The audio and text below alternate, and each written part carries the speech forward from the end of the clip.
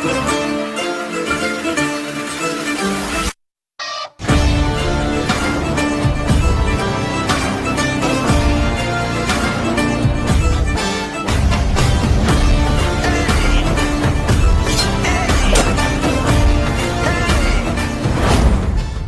students, இன்னைக்கு நம்ம பார்க்க போறது ஒரு ஸ்ட்ராட்டஜிக்கு பார்ட் ஷெட்யூல்ஸ் பார்க்க போறோம். ஓகேங்களா? அதாவது நம்ம பாலிட்டியில முக்கியமான டாபிக்ஸ் எடுத்து டிஸ்கஸ் பண்ணிருக்கோம். அந்த முக்கியமான டாபிக்ஸ்ல கான்ஸ்டிடியூஷன்ல முக்கியமான ஆர்டிகல்ஸ், கான்ஸ்டிடியூஷன் யார் பதவியில் இருக்காங்க இதெல்லாம் பார்க்கறதுக்கு முன்னாடி கான்ஸ்டிடியூஷன் புக்ல இருக்கக்கூடிய 3 விஷயத்தை பிரிச்சு வச்சிருப்பாங்க. ஓகேங்களா?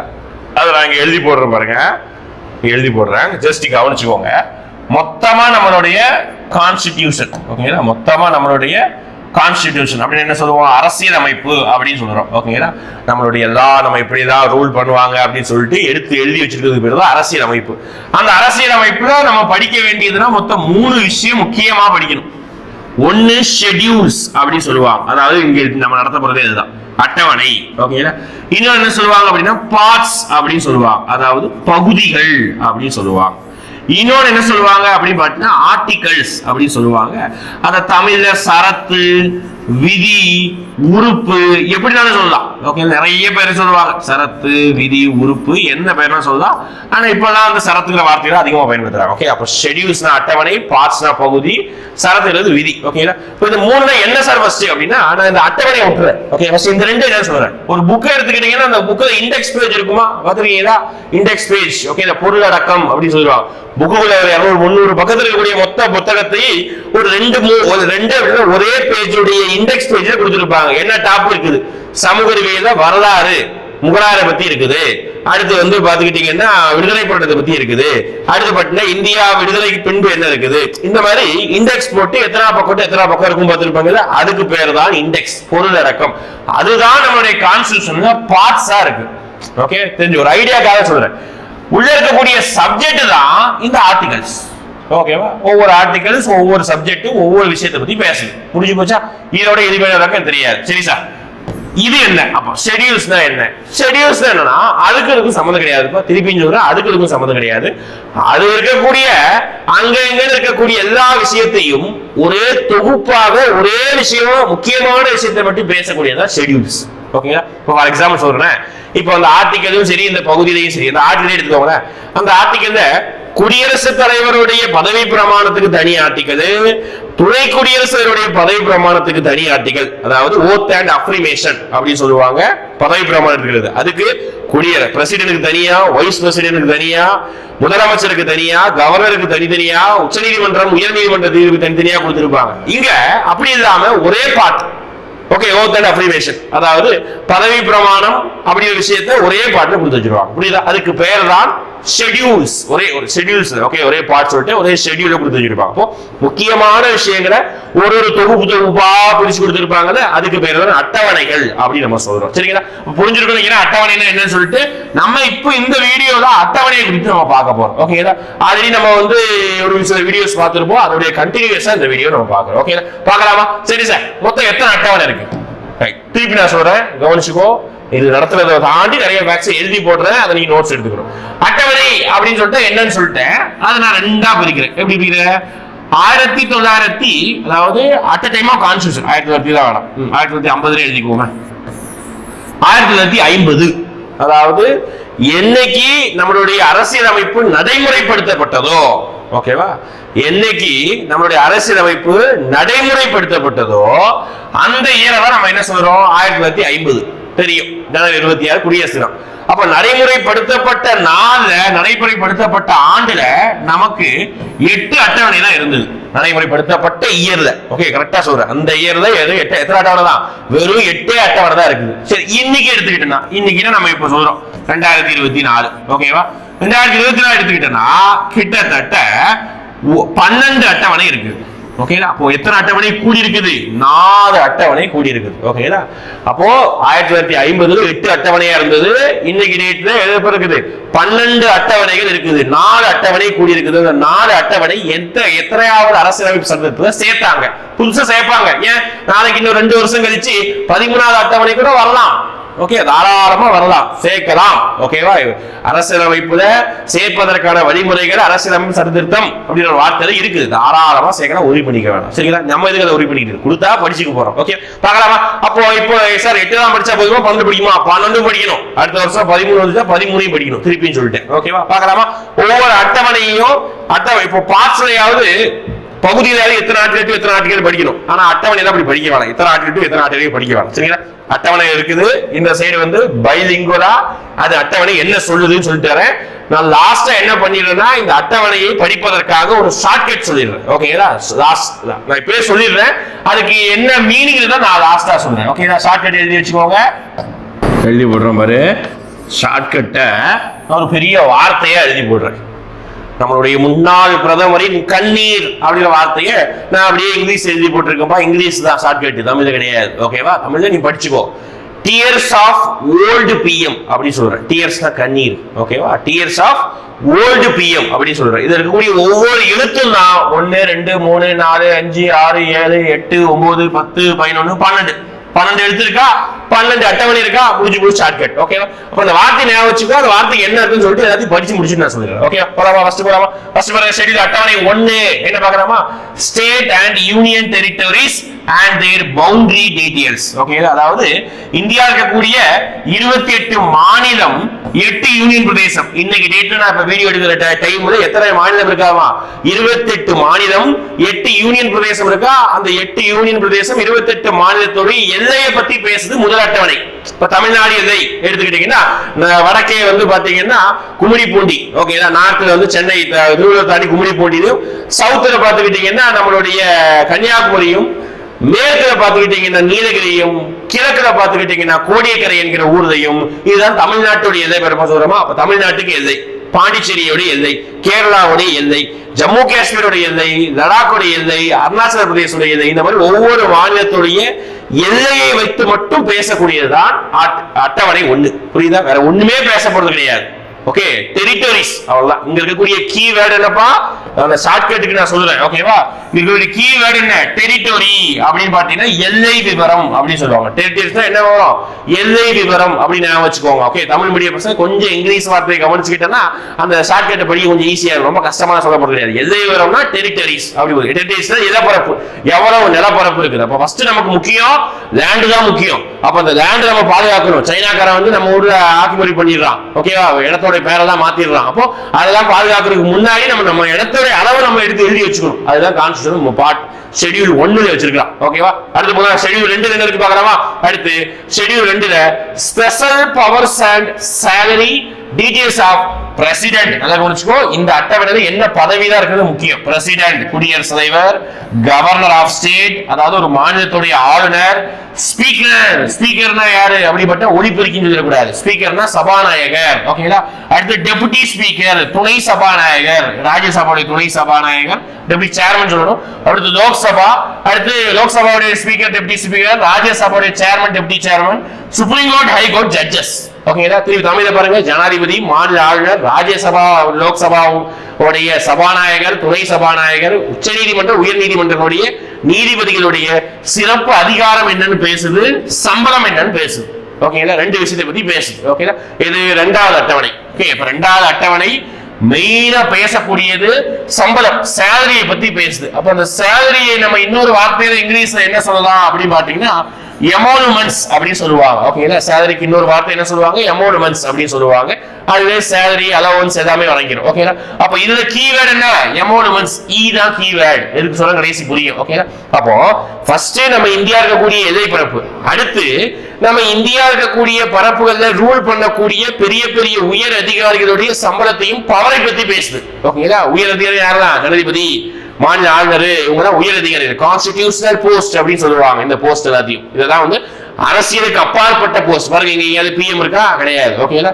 ரைட். அரசியல் அப்பாற்பட்ட போஸ்ட் 2வது அட்டவணை. அடுத்து 3வது அட்டவணை. 3வது அட்டவணை என்ன சொல்றாங்க? ஓத் அண்ட் அஃபிர்மேஷன்ஸ் அதாவது ப்ராமிசஸ் அப்படின்னு சொல்லுவாங்க. அதாவது ஜனாதிபதி, துணை ஜனாதிபதிகளுக்கு தவிர அனைத்து அரசு அதிகாரங்களின் உறுதிமொழி மற்றும் வாக்குறுதி. ஓகேங்களா? ஓகேங்களா?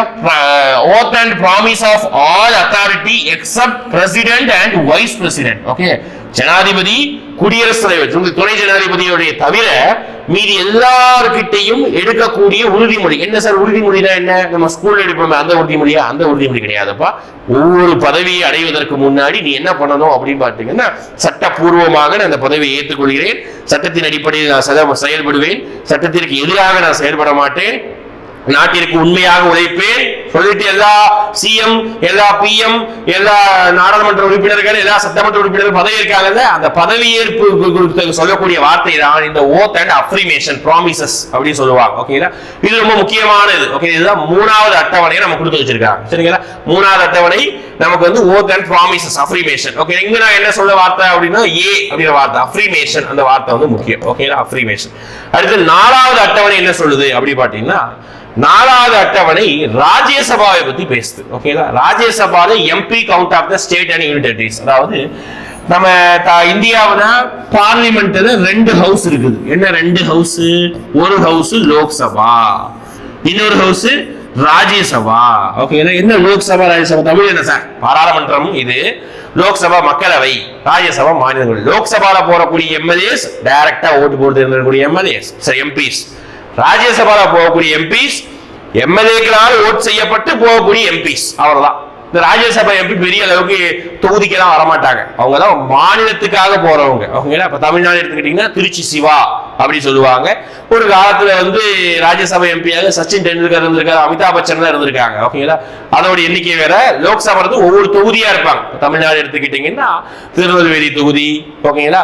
அப்புறம் வந்து பாத்தீங்கன்னா வேலூர் தொகுதி, அரக்கோணம் தொகுதி, மதுரை தொகுதி, இந்த மாதிரி இருக்குல்ல. ஓகேங்களா? இந்த மாதிரி ஒவ்வொரு மாநிலத்திலையும் ராஜ்யசபாவுடைய சீட்டு எத்தனை அப்படின்னு பேசுது.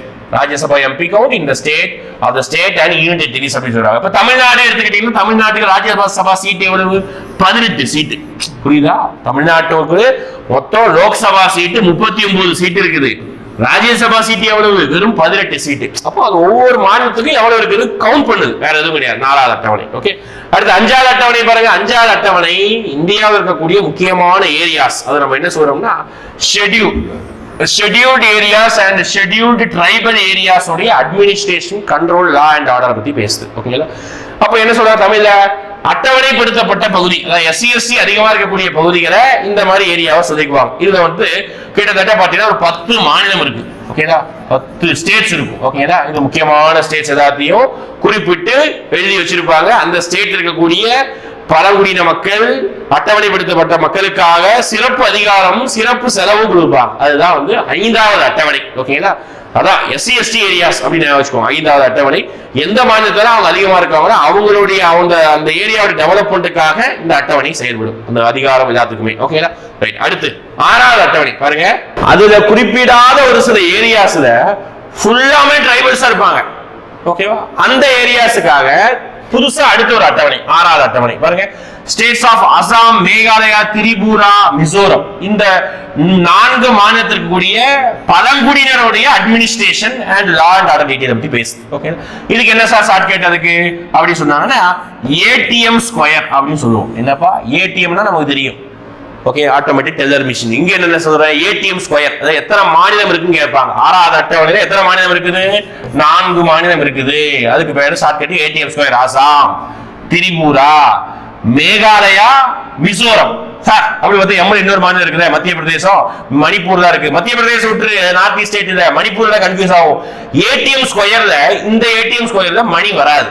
ஓகேவா? நல்ல கட்சி. இந்த ATM ஸ்கொயர்ல மணி வராது. அப்ப M2 M மேகாலயா, மிசோரம் முடிஞ்சு போச்சா? அசாம், மேகாலயா, திரிபுரா, மேகாலயா, மிசோரம் முடிஞ்சு போச்சா?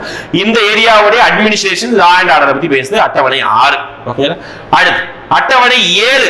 அட்டவணை 7 என்ன பத்தி பேசுது அப்படின்னா அதிகார பிரிவினை, மத்திய பட்டியல், மாநில பட்டியல், பொது பட்டியலை பத்தி பேசுது. ஓகேங்களா? அதிகார பிரிவினை, மத்திய பட்டியல், மாநில பட்டியல், பொது பட்டியலை பத்தி பேசுது. ஓகே, என்ன சார் இது அப்படி பாத்தீங்கன்னா 7ங்கிறது 7 சனி அப்படிங்கிற மாதிரி ஞாபகம் வச்சுக்கோ. ஓகே, 7 சனி என்ன, நம்ம இந்தியாவில் பிரச்சனை வரக்கூடிய ஏரியா என்னன்னா, இந்த ஏரியாவில நான் சட்டம் போடணுமா நீ சட்டம் போடணுமா அப்படின்னு சொல்லிட்டு மத்திய அரசுக்கும் மாநில அரசுக்கும் சண்டை வரும்.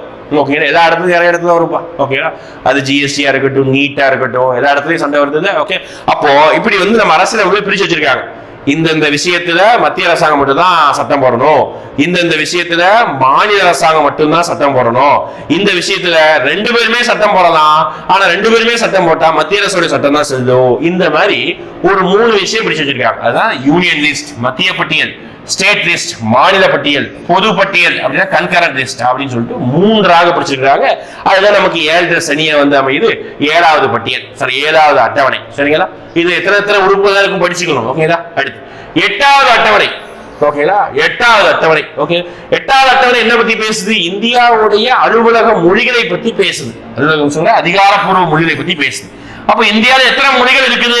என்னவே முடியாது சார். ஆமா, உண்மைதான். இந்தியாவில் எத்தனையோ மொழி. தமிழ்நாட்டில் எடுத்துக்கிட்டீங்கன்னா அவ்வளவு மொழி இருக்கு. தமிழ்நாட்டிலே தெலுங்கு பேசுவான், மலையாளம் பேசுவான், தமிழ் பேசுவான், அதுக்கப்புறம் பார்த்து நீலகிரி தோடர்கள் தோட மொழி பேசுவாங்க. ஓகே, நிறைய மொழி பேசுவாங்க. பாகுபலி படத்துல காரகையின் மொழி கூட பேசுவாங்க இந்தியாவில தான். ஓகே, அப்போ எத்தனையோ மொழிகளை பேசுறாங்க. அப்போ எல்லா மொழிகளையும் நம்ம அதிகார வரம்புக்குள்ள கொண்டு வர முடியாது. அதனால அங்கீகரிக்கப்பட்ட மொழிகளாக, அதிகாரப்பூர்வ மொழிகளாக, சட்ட ரீதியான மொழிகளாக மொத்தம் 22 மொழிகள் இருந்தது. தொடக்கத்துல 14 மொழிகள் தான் இருந்தது. ஓகே, எழுதிக்கணும். இதெல்லாம் கூட முக்கியமான. தொடக்கத்துல 14 மொழிகள் தான் இருந்தது.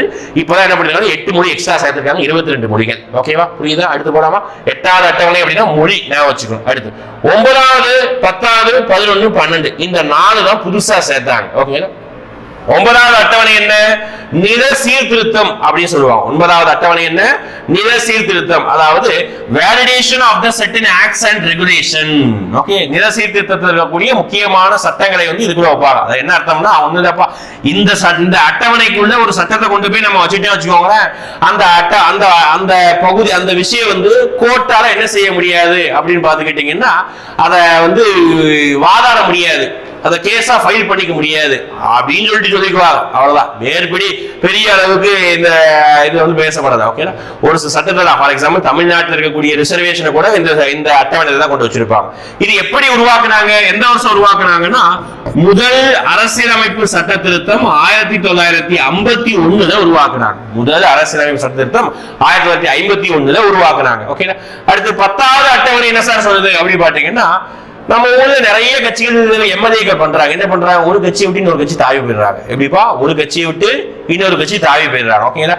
அதனால எம்பி எம்எல்ஏஸ் ஓகேங்களா அப்படி தாவனாங்கன்னா கட்சி தாவல் சட்டம் அப்படின்னு சொல்லுவாங்க. கட்சி தாவல் சட்டத்தின் அடிப்படையில் ஆன்டி டிஃபெக்ஷன் லா, கட்சித்தாவல் சட்டத்தின் அடிப்படையில ஒன்னு எம்பி எம்எல்ஏ இருந்து தகுதி நீக்கம் செய்யலாம். தமிழ்நாட்டில் பண்ணாங்க. ஜெயலலிதா இருந்த உடனே நிறைய பேர் மாறினாங்க அதுக்காக. ஓகே, அப்ப அதுதான் கட்சித்தாவல் தடை சட்டம். இது எப்ப சேர்த்தாங்கன்னா 52வது அரசியலமைப்பு சட்டத்திட்டத்தை 1985 சேர்த்தாங்க. ஓகே, எப்ப சேர்த்தாங்க தெரிஞ்சுக்கணும். ஓகேங்களா? ரைட்டா? அடுத்து பாருங்க, அடுத்து 11வது அட்டவணை. இதுல வந்து சிம்பிள். 11வது அட்டவணை பஞ்சாயத்தை பத்தி பேசுது. நம்ம ஊர்ல பஞ்சாயத்து உருவாக்குனாங்க 73வது திருத்தம். அதன் அடிப்படையில பஞ்சாயத்துடைய பொறுப்புகளையும் அதிகாரங்களையும் பத்தி பேசுது 11வது அட்டவணை. 12வது அட்டவணை என்ன பேசுது அப்படின்னு பாத்தீங்கன்னா, நகராட்சி மாநகராட்சியுடைய பொறுப்புகளையும் அதிகாரங்களையும் பத்தி பேசுது. ஓகே, இது பஞ்சாயத்து, இது முனிசிபாலிட்டி, அதை பத்தி பேசுது. ஓகேங்களா? புரியுதா? அப்போ இது 73, இது 74வது அரசியலமைப்பு சட்டத்தை உருவாக்கி இருப்பாங்க. இன்னைக்கு டேட்ல 12 அட்டவணைகள் உள்ளன. ஓகேங்களா? இப்ப நான் அந்த 12 அட்டவணைகளை புரிஞ்சு கொள்வதற்காக நான் ஷார்ட்கட் எழுதி போடுறேன். ஓகேங்களா? ஓகே, பார்க்கலாமா? இது நம்ம ஆல்ரெடி எழுதி போட்டது. நான் ஒவ்வொரு வார்த்தை சொல்லும்போது புரியும் என்னது. முதல் அட்டவணை என்ன சொன்னோம்? நான் சொன்ன கீவேர்டு என்ன சொன்னேன்? டெரிட்டோரிஸ் அப்படின்னு சொன்னா, டெரிட்டோரிஸ் அதாவது மாநிலத்தோட எல்லை சொன்னோமா, அதுதான் T for territories. E for என்ன சொன்ன? எமோனுமெண்ட்ஸ் அப்படி சொன்னா சம்பளத்தை பத்தி பேசக்கூடியது. எமோனுமெண்ட்ஸ் சம்பளம், அலவன்ஸ் பத்தி பேசக்கூடியது. அடுத்து A ஃபார் என்ன சொன்ன? அஃப்ரிமேஷன் அப்படிங்கிற வார்த்தை சொன்னா பதவி பிரமாணம் எடுத்துக்கொள்வது. R ஃபார் என்ன சொன்ன? தமிழ்நாடு சரி ஒவ்வொரு மாநிலத்திலும் ராஜ்யசபாவுடைய சீட் என்ன? R. S ஃபார் என்ன சொன்ன? Scheduled areas and scheduled tribal areas பத்தி பேசக்கூடியதுதான் S. 5வது அட்டவணை. ஓகே, 1 2 3 4 5 ஈஸியா இருக்கா? டெரிட்டோரிஸ், E ஃபார் எமோனுமெண்ட் சம்பளம், A ஃபார் அஃப்ரிமேஷன் பதவி பிரமாணம், R for Rajya Sabha, S for scheduled caste and scheduled tribal areas. O for other tribal areas, அதாவது இந்த ஏடிஎம் ஸ்கொயர்னு பார்த்தோமா, other tribal areas ATM square. F for என்ன? F ஃபார் என்ன அப்படின்னு பார்த்தீங்கன்னா, நம்மளுடைய ஃபெடரல் லிஸ்ட். நான் சொன்ன 7வது அட்டவணை. 7வது அட்டவணை சண்டை வரும், 7 சனி. ஓகேங்களா? ஃபெடரல் கூட்டாட்சி தத்துவத்திற்கான அட்டவணை, பொதுப்பட்டியல். ஓகே, O ஃபார் என்ன சொன்னேன், 8வது அட்டவணை அபிஷியல் லாங்குவேஜ், அதிகாரப்பூர்வ மொழிகள், அபிஷியல் லாங்குவேஜ் அப்படி சொன்னேன். L ஃபார் என்ன சொன்னேன், லேண்ட் டீடைல்ஸ், லேண்ட் நில சீர்திருத்தம் சம்பந்தமான சட்டங்கள் அதெல்லாம் அதுல இருக்கும். ஓகே. D ஃபார் என்ன சொன்னேன், டிஃபெக்ஷன், அதாவது டிஃபெக்ஷன் அப்படின்னா என்ன அர்த்தம், கட்சியை தாண்டி தாவுது. ஓகே, கட்சி தாவல் தடை சட்டம். P ஃபார் என்ன, பஞ்சாயத்து, லாஸ்டா பஞ்சாயத்து. M ஃபார் என்ன, முனிசிபாலிட்டி. M ஃபார் என்ன, முனிசிபாலிட்டிஸ். புரியுதுங்களா? Okay, dears of old PM அப்படி நம்ம சொல்றோம். ஓகேங்களா? Territory, emoluments, Rajya Sabha, affirmation Rajya Sabha, SC/ST area, other tribes area, federal list, அப்புறம் வந்து பாத்தீங்கன்னா அபிஷியல் லாங்குவேஜ், லேண்ட், அப்புறம் வந்து டிஃபெக்ஷன் அப்படின்னா கட்சித்தாவல் தடை சட்டம், பஞ்சாயத்து, முனிசிபாலிட்டி. புரிஞ்சு போச்சா? ஓகேவா? 12 அட்டவணையை அருமையை நம்ம பார்த்து முடிச்சிட்டோம். ஓகேங்களா? அடுத்த டாபிக்ல அடுத்த வீடியோல நம்ம சந்திக்கலாம். ஓகேங்களா? தேங்க்யூ.